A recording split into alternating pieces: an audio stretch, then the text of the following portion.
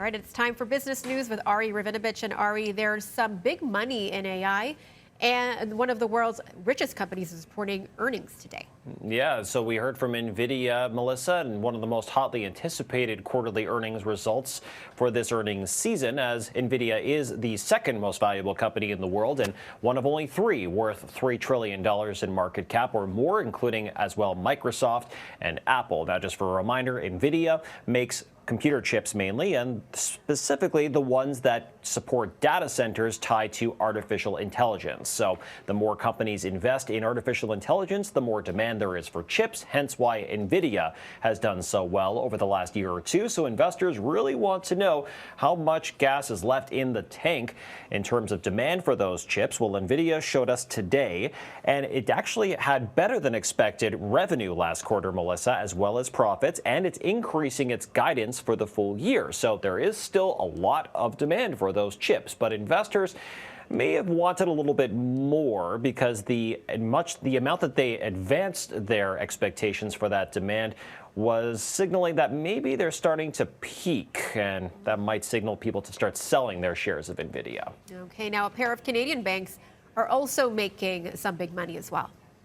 So not all of them, Melissa, but we heard from Royal Bank of Canada today. That's the biggest bank in the country, as well as National Bank of Canada. We'll get to that in a moment.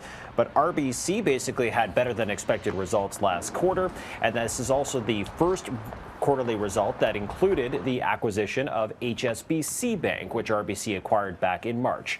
National Bank of Canada also had a really good quarter and it's also signaled that it expects that to continue. It's looking to acquire Canadian Western Bank. A shareholder vote on that acquisition will take place next week, Melissa. Okay, and this one is interesting here. Can Barbie help teens put down their smartphones? You're looking into an interesting new product here.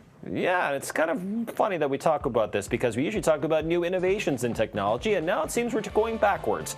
But it could be for good reason. So this is Barbie's new phone, or the new Barbie phone, I should say, but it's a flip phone. It's not even a smartphone, technically, although it does have, well, let's see, it has an MP3 player, an FM radio, a single camera with a flash, and a modest 2.8-inch screen, but very limited internet access and no social media apps, and of course it's bright pink. So it's all a move here by the creator, which works under the Nokia banner. The company's called HMD, to try to curb smartphone addiction, especially for younger teens, which I'm assuming Mattel is on board with, promoting mental wellness for that side of things. And the price tag isn't too bad either, Melissa. It's going to be about $200 Canadian, although it's not available in Canada yet. So far just in the UK and Europe, but we'll see how that catches on. They expect to sell 400,000 units this year. And aesthetically pleasing pink as well. Of course. Well, thanks, Ari. We'll talk to you tomorrow. Talk to you then.